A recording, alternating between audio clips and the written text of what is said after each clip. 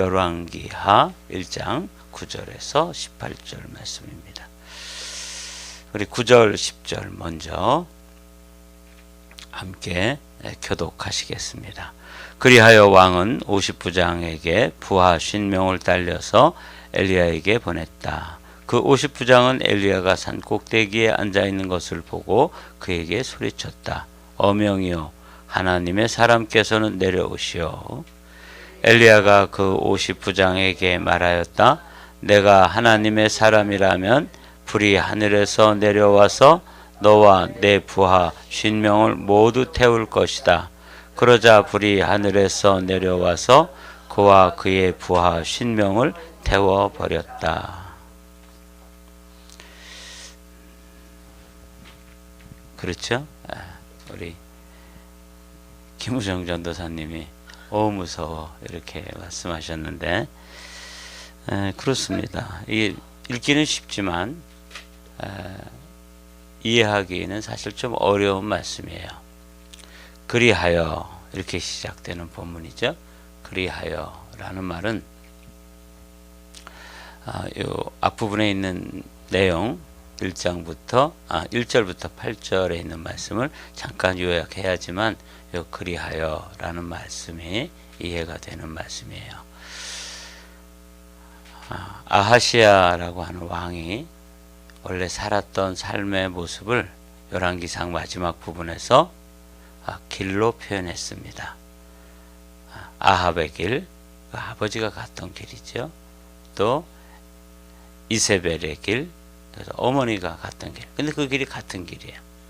그리고 또 여로보암의 길, 그 길이 여로보암이 가고 또 아합이 가고 또 이세벨이 갔더니 그게 사람들에게는 이제 이리로 가도 되는 길이구나 이렇게 생각되어질 만큼 길이 난 거죠. 길이 든다, 길이 난다 이런 말 아시죠? 네. 자동차도 처음 사가지고 이제 잘 장거리도 다니고 이렇게 하면 길이 든다 그러잖아요. 길이 나는 거예요. 이게 참 무서운 것입니다. 누군가 앞서간 사람들, 우리가 이제 부모가 되었는데 부모가 되어서 이제 걸어가는 길을 우리는 무심코 걸어가지만 거기 이제 발자국이 남고 또 엄마가 또 그 길을 걸어가고 또 다른 사람이 걸어가고 그러다 보면 시골에도 눈길에 길 나는 거 말씀드렸죠. 그 길로 갔다 그 말이에요. 자, 그런데 하나님께서 이 아하시아에게 난간에서 떨어져서 중병이 드는 은혜를 허락하십니다. 이게 왜 은혜냐면 난간에 떨어지는 게 뭐가 은혜입니까? 그런데 고대 그런 왕궁의 그 규모로 보거나 설계를 따르면 난간에서 떨어지면 죽는데요. 근데 그 난간에서 떨어졌는데도 원래는 최하가 사망인데 살아났단 말이죠. 그냥 중병에 걸려서 이제 굉장히 큰 중상을 입은 셈이죠. 그럴 때 이 아하시아가 보여주는 게 누구의 길로? 아합의 길로 가는 거예요. 또 누구의 길을 따라가요? 그 길을 이세벨이 갔던 그 길. 그래서 우상을 따라가서 이 병이 낫겠나 물어보라. 그게 가서 물어봤던 그 우상 단지가 누구냐면 바알 세붑이다. 이렇게 이제 여러분들이 어제 말씀을 나눴어요. 이 바알이라는 말은 주인이다 이런 뜻이고요. 세붑은 흥미롭게도 파리라는 뜻이에요. 그러니까 파리의 생명을 주관하고 그렇게 하시는 주인 대신 바알 세붑을 찾아갔다고 말해요. 그러니까 이 성경이 좀 어떤 면에서는 좀 풍자가 있고 한편에서는 이 아하시아라고 하는 왕이 지금 찾아간 것이 얼마나 우스꽝스럽고 해학적인 그런 장면인지를 보여주기 위해서 그 우상의 이름을 바알 세붑이라고 하는 에그론에 있던 블레셋 지역의 에그론에 있던 사람들이 섬기던 신이 바알 세붑이었다. 이렇게 이제 여러분들이 정리를 해 두시면 됩니다. 근데 이게 이제 하나님 보시기에 참 어리석어 보이고 이게 참 미련한 짓이고 그 난간에 떨어지면 재하가 사망인데 살려주신 은혜. 그래서 하나님께로 돌아오도록 하나님께서는 다시 한번 뭘 주시는 거예요? 기회를 주시는 거예요. 그래서 제가 난간에 떨어진 게 은혜다 그렇게 말씀드린 거예요. 그 아버지의 길로 가고 어머니의 길로 가고 여로보암의 길로 가서 결국은 지옥의 낭떠러지로 떨어질 수밖에 없는 걸 이 땅에서 난간에서 떨어지게 함으로써 뭐로 주시냐면 기회를 주시고 돌이킬 시간을 주셨던 거죠. 죽어야 되는데 시간을 연장시켜 주신 거죠. 그런데 누구를 찾아가요? 하나님께로 돌아와야 되는데 바알세붑 바리의 대왕을 찾아가는 거예요. 이게 얼마나 미련한 모습입니까? 그런데 이제 하나님께서 엘리야에게 가서 그 사실을 다시 한번 좀 전해줘라. 이스라엘에 하나님이 없어서 하나님의 백성된 이스라엘 백성이 그래 바알세붑에게 찾아가서 뭘 인생의 중대사를 묻고 또 그걸 논하냐 이렇게 책망하는 말씀을 전해 주었을 때 아주 이 아하시아라고 하는 인물이 보여주는 이 반응이 참 흥미롭습니다. 그 엘리야가 아하시아의 그 사자들에게 전해준 그 메시지, 돌이켜라, 돌아와라. 너 도대체 하나님을 믿는 백성 가운데 있는 왕이 어떻게 바알세붑을 찾아가느냐 하는 이 책망의 음성을 듣고 그 메시지를 듣고 무릎을 꿇고 하나님께로 돌이키고 하나님을 향하여 하나님의 얼굴을 찾아야 되는데 어떻게 하고 있어요? 그 놈이 어떻게 생긴 놈이야? 그 작자가 어떤 몰골을 하고 있는 거야? 이렇게 질문을 합니다. 그러니까 메시지보다 메신저를 찾고 있어요. 이게 오류입니다. 그래서 이제 그 사람이 털이 많은 사람이고 가죽띠를 띄었습니다. 그랬더니 용모가 딱 몽타주가 딱 나오죠. 누구예요? 엘리야예요. 그놈 잡아들여라. 이렇게 해서 이제 그리하여 이렇게 나오는 거예요. 설명이 되셨나요? 네. 자, 그리하여 왕은 50부장에게 부하 50명을 딸려서 엘리야에게 보냈다. 그 50부장은 엘리야가 산꼭대기에 앉아있는 것을 보고 그에게 소리쳤다. 어명이여 하나님의 사람께서는 내려오시오. 이게 굉장히 예의를 갖춘 듯이 보이지만 하나님의 사람 아주 우습게 보는 거야. 어명이면은 그저 벌벌 키면서 따라 나서야 되는 것처럼. 그러자 이제 엘리야가 그 말을 받지요. 내가 하나님의 사람이라고 그러는데 정말 내가 하나님의 사람이라면 그 하나님의 사람이라는 에비던스, 증거를 보여주겠다. 증거가 나타날 것이다. 자기가 보여주는 건 아니죠. 그때 이제 내가 하나님의 사람이라면 불이 하늘에서 내려와서 너와 내 부하 50명을 모두 태울 것이다. 좀 이렇게 끔찍한 장면이지만 그런 장면이 연출되었습니다. 그래서 우리 전도사님 아구 무서워라 그런 장면이 여기 나와 있다 그 말이에요. 자, 그리하여 근데 두 번째 왕이 다시 참 이 연결되어지는 부분이 생각을 참 많이 하게 해요. 사람이 이 정도일까? 이 완악함, 또 미련함, 이 완고함, 이게 이 정도예요. 사람이 참 바꿔지지 않습니다. 그렇죠? 예. 변화가 이렇게 어려워요. 우리도 지금 몇몇 분을 위해서 지금 기도하고 있잖아요. 예. 참 기도하면서도 좌절이 느껴질 정도로 참 사람이 이게 쉽게 바뀌어지지 않는다. 이게 이제 두 번째 똑같이 그걸 보내는 거죠. 왕이 다시. 그리고 다른 내용은 똑같아요. 그리하여 그 엄청난 메시지를 받고 하나님의 음성을 들려준 엘리야의 그 메시지를 받고 털썩 주저앉아야 되는데 그거 어떻게 생긴 놈이야? 이렇게 해서 그 메신저를 찾아가지고 잡아 족질러. 그 메신저가 없어지면 메시지가 없어집니까? 아니잖아요. 그죠? 근데 미련한 거야. 여러분 잘 우리가 이 하나님의 말씀을 그래서 잘 좀 받아들이자고요. 어제 제가 주일날 우리가 삼계탕을 나눴잖아요. 그래서 그 중에 이제 하나를 또 우리 최 형제님 찾아가서 신방하고 이렇게 드렸어요. 그리고 이제 기도해드리고 대화 나누고 그러는데 많이 이렇게 또 술독에서 이제 빠져나오셨더라고요. 그게 참 감사했어요. 근데 이렇게 무슨 쪽지 하나를 가지고 있어요. 그래서 그 쪽지는 뭡니까? 그랬더니 우리 박 권사님이 아침에 출근하면서 어제 우리가 나누었던 시편 121편을 이렇게 실제로 본인의 글로 이렇게 썼는데 보니까 아주 글을 잘 쓰셨더라고요. 그래서 그거를 지나가면서 또 전해 주었어요. 내가 산을 향하여 눈을 들리라. 나의 도움이 어디서 올꼬? 나의 도움이 천지를 지으신 여호와에게서로다. 그 메시지를 이렇게 전해주고 가셨더라고요.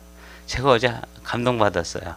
야, 제가 이렇게 부족하게 설교하고 뭐 준비해가지고 이렇게 했는데 그걸 또 다 손으로 손수 이렇게 종이 한 장에 써가지고 그걸 그 형제에게 전해주고 출근할 때 얼마나 바빠요. 아침에 뭐 특히 남자들은 뭐 그냥 바지만 쓱 올리고 그냥 혁대 차고 자켓 하나 걸치면 되지만 또 여자분들은 또 화장도 하시고 이렇게 뭘 좀 가꾸셔야 되잖아요. 근데도 그렇게 메시지를 전해주셨다는 거죠. 근데 그 형제가 그걸 이렇게 휙 던져놓지 않고 그 서류철에다 이렇게 딱 껴가지고 그걸 가지고 왔다 갔다 이렇게 하더라고. 그래서 뭐예요? 그랬더니 그거 아침에 갖다 주고 온 거예요. 제가 가지고 간 삼계탕 한 마리보다 그분이 전해받은 메시지, 그 성경 구절 하나를 더 소중하게 여기시더라고요. 이 아하시아는 엘리야로부터 메시지를 받았는데 그 메시지가 뭐냐면 이스라엘에 하나님이 없어서 그 파리의 대왕한테 가서 뭘 듣겠다고 그렇게 어리석은 짓을 하느냐?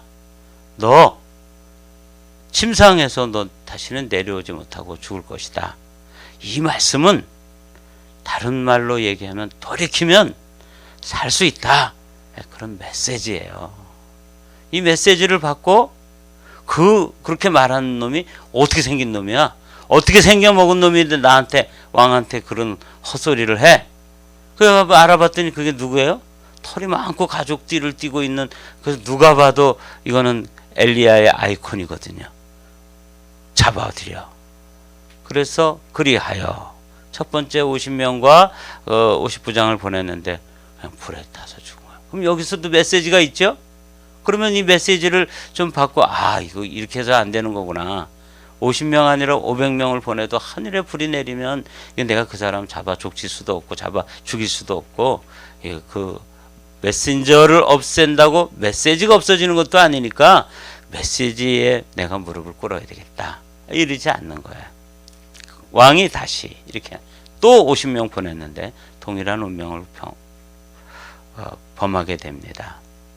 세 번째, 왕이 세 번째로, 이분도 우리나라 사람하고 똑같은 것 같아요. 우리나라 사람 뭘 좋아하죠? 3세번 좋아하잖아요. 세 번째로. 야, 나 이거 보면서 질렸어요.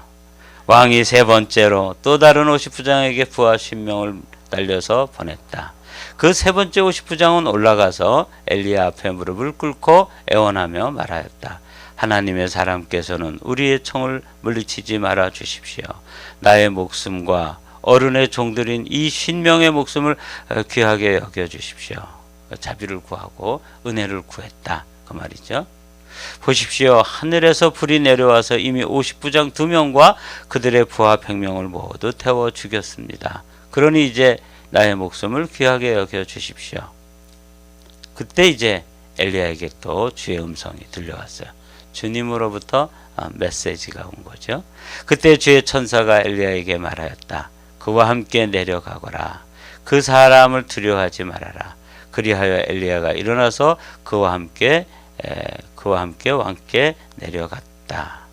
여기서 이제 우리가 중간 결론을 좀 맺고 갈 필요가 있는 것이죠. 잠언에 있는 말씀, 잠언 27장 22절. 오늘 하루를 지나면서 이 아하시아의 모습을 미련한 자의 미련함이라고 이제 표현을 해보았어요. 자, 함께 이 말씀을 좀 함께 읽겠습니다. 시작. 미련한 자를 곡물과 함께 절구에 넣고 공의로 찌을지라도 그의 미련은 벗겨지지 아니하느니라. 이 무슨 그림이에요? 절구죠. 우리 집에 꼭 이렇게 생긴 게 하나 있었어요. 이 절구를 평소에는 우리 어머니가 지혜의 여인이에요. 그래가지고 이걸 엎어놓더라고요. 엄마가 왜 무거운데 맨날 나보고 그걸 엎어가지고 세우라 그러니까 내가 이제 뭐 지금도 이렇게 아담한 사이즈지만 옛날에는 더 작았겠죠. 그러니까 그 절구 하나 엎어가지고 엎어놓는 게 힘들어요. 그래서 왜 그러냐고 그랬더니 절구를 엎어놓으면 먼지도 안 들어가고 그거 다 딱 쓸 때 뒤집어가지고 한 번만 이렇게 헹구면 뭘 빻아도 깨끗하게 빻을 수 있다. 그래서 이 절구하고 절구콩이를 제가 아주 엎었다 뒤집었다 이거 한 추억이 있어요. 근데 그걸로 빻으면 웬만한 거 다 빠지거든요. 그런데 잠언 기자는 뭐라고 말씀하시냐면 미련한 자를 곡물과 함께 절구에 넣고 공의로 찌을지라도 그죠? 그의 미련은 벗겨지지 아니하느니라. 누구를 두고 하는 말씀이에요? 이 아하시아 같은 사람. 그렇게 하나님께서 엘리야를 통해서 메시지를 전해주시고 또 50명의 사람을 보냈는데 그 무고한 백성들이 다 하늘에 불이 내려서 단지 아하시아의 편에 섰다는 그 단 한 가지 이유로 그 어마어마한 재앙을 당하는 것을 두 번씩이나 보여줬는데도 또 세 번째 보내는 이 아하시아의 미련함. 이거는 절구에 넣고 빻아도 찧어도 벗겨지지 않는다. 여러분, 이 아침에 우리 이 아하시아의 모습을 보면서 우리 자신 안에도 이런 아주 외고집스러운 미련함이 있어요. 그래서 그냥 중독자는 중독자의 길을 가잖아요. 그게 이제 벗어지도록, 그리고 정신적으로 힘든 사람들은 또 그 길을 가잖아요. 그래서 이게 좀 훌러덩 벗어지면 그 본래의 자아가 드러나가지고 좀 새로운 삶을 살 수 있을 텐데 어쩌면 이렇게 절구에 넣고 찧어도 그거는 안 벗어지냐. 다른 거 다 깨지는데 그것만 안 깨지냐 말이죠. 그것만 안 벗어지고. 아주 제가 안타까운 마음으로 아하시아를 보면서 야, 무슨 우리나라에 조영기 목사님이 가신 것도 아니고 오카노 목사님이 가신 것도 아니고 엘리야가 가가지고 직접 메시지를 전했는데도 잡아 죽이려고만 하지 그 메시지에 대해서 반응하지 않는 거야.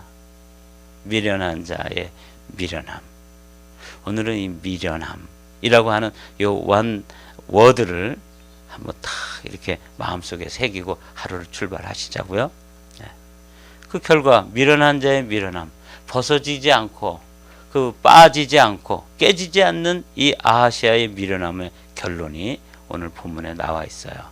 엘리야가 왕에게 말하였다. 주께서 말씀하시기를 내가 에그론의 신 바알세붑에게 내 병에 관하여 물어보려고 사절들을 보내다니 이스라엘에 내가 말씀을 여쭈어볼 하나님이 계시지 않더란 말이냐? 그러므로 너는 내가 올라가 누운 그 병상에서 일어나 내려오지 못하고 죽고 말 것이다 하셨습니다. 요때 요 순간 엘리야를 뭐하러 보내가지고 이러냐고요. 왜 그래요? 하나님 마음이 무릎 꿇어라, 돌아와라. 그 악한 길, 아합의 길, 이세벨의 길, 여로보암의 길로 가지 말고 돌이켜라. 그래서 그냥 죽이면 될 텐데 그냥 죽게 내버려두면 뭐 어차피 난간에 떨어져 죽을 때도 죽고 난간에 떨어져 가지고 중병에 걸려서도 죽고 그럴 사람인데 뭘 엘리야를 수고스럽게 가가지고 그 대선지자를 보내서 이 수고를 끼치냐고요. 딱 한 가지입니다. 돌아와라. 내가 너 기다리고 있다. 그래서 이 험악한 말, 그야말로 돌직구를 날리는데도 불구하고 그의 미련함에서 돌이키지 않더라. 그 말이에요. 17절 말씀. 엘리야가 전한 주의 말씀대로 아하시야 왕이 죽었다. 그에게 아들이 없었으므로 그의 동생 요람 또는 여호람이라고 되어 있어요. 그의 뒤를 이어 왕이 되었다. 때는 유다 왕 여호사밧의 아들 여호람 제2년이었다. 그래서 뭐 요람, 여호람 이게 아하시야 막 이게 계속 반복돼서 헷갈리는데 어제 족보를 통해서 보여드렸죠. 이게 이제 아하시야라고 하는 인물이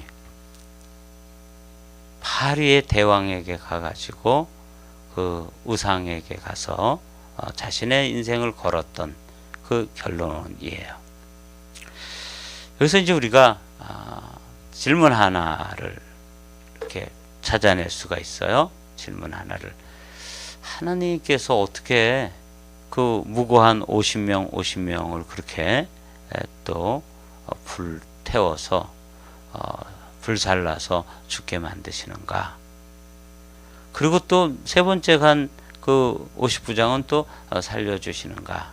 이게 이제 아까는 교훈적인 의미에서 미련한 자의 미련함이라고 하는 주제를 잠언 27장 22절의 말씀으로 우리가 그냥 일상 속에서 경험되어지는 그 경험의 세계를 가지고 성경이 우리에게 진리를 가르쳐 주는 거죠. 절구에 넣고 빠도 미련한 자의 그 미련함은 벗겨지지 않는다. 그리고 이제 두 번째로 우리가 신학적으로 접근을 하면 하나님의 사랑 그리고 하나님의 공의는 언제나 같이 가요. 그러니까 여기서 이제 우리가 흥미로운 사실을 발견하게 되는데 사람도 안 변하지만 하나님도 절대로 양보하지 않습니다. 어떤 면에서? 진리의 면에서. 죄를 다루는 데 있어서 하나님께서 그 죄를 묻는 데 있어서 절대로 한 채의 양보도 없어요. 그래 내가 엘리야도 보내고 뭐 이렇게 해봤는데 이게 아직도 이러는구나. 그래? 그럼 뭐 그냥 용서해 주지 뭐. 이렇게 흐물흐물한 게 없다 이 말이에요. 하나님의 공의.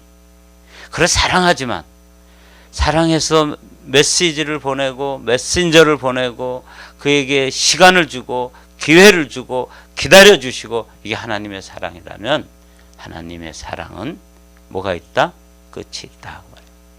다함이 없지만 우리가 경험하는 세계 속에서는 그 하나님의 사랑의 결론이 있어요.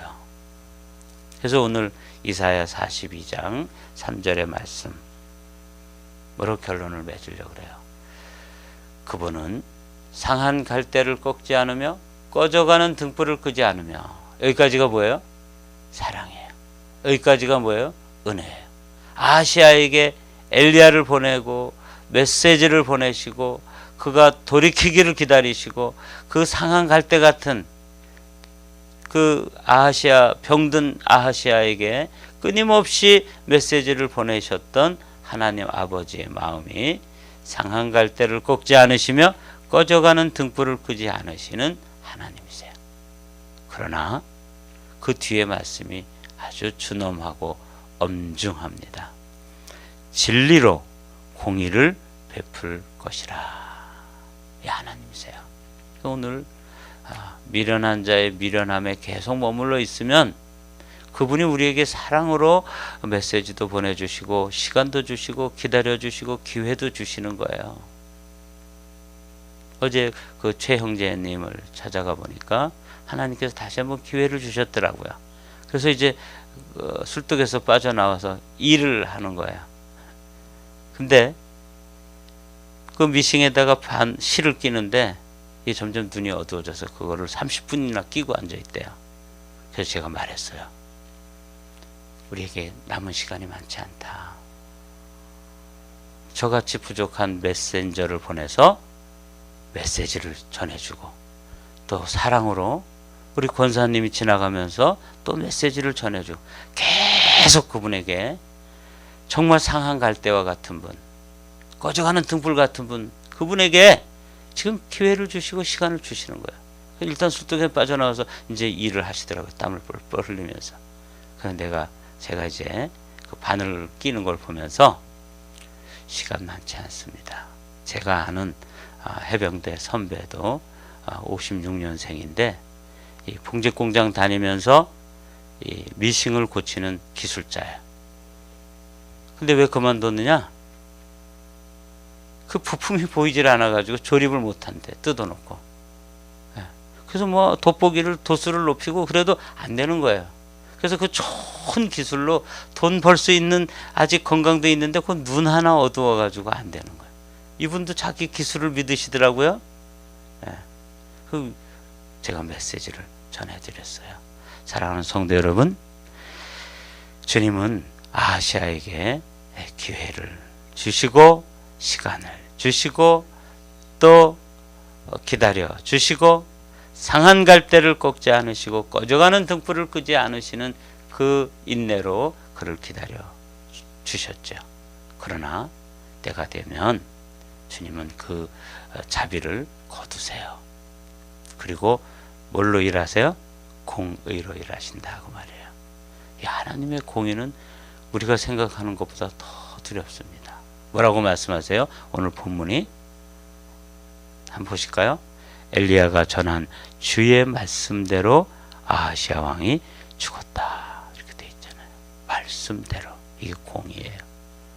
오늘 이 그림 한 장을 여러분들이 마음속에 새기면서 하나님의 사랑과 하나님의 공의의 크기가 똑같은데 어느 순간에 하나님의 사랑, 하나님의 자비, 하나님의 은혜를 거두어 버리면 이제는 뭐만 남아요? 공의. 이게 심판대예요. 오늘도 하나님께서 우리를 깨워서 이렇게 하나님의 전에 나와서 기도할 수 있는 시간을 주신 것 자체가 뭐예요? 찬스예요. 그게 뭐래요? 기회예요. 그게 뭐냐면 은혜입니다. 사랑하는 성도 여러분, 오늘 이 그림 한 장, 하나님의 사랑을 표시하는 저 그림, 하나님의 공의를 표시하는 저 망치, 이거 한 장 딱 마음에 새기면서 오늘도 나에게 은혜를 베풀어 주셨으니까 은혜 주셨을 때 미련한 자의 미련함을 벗어버리는 복된 하루로 만들어 가시기를 주님의 이름으로 축복합니다.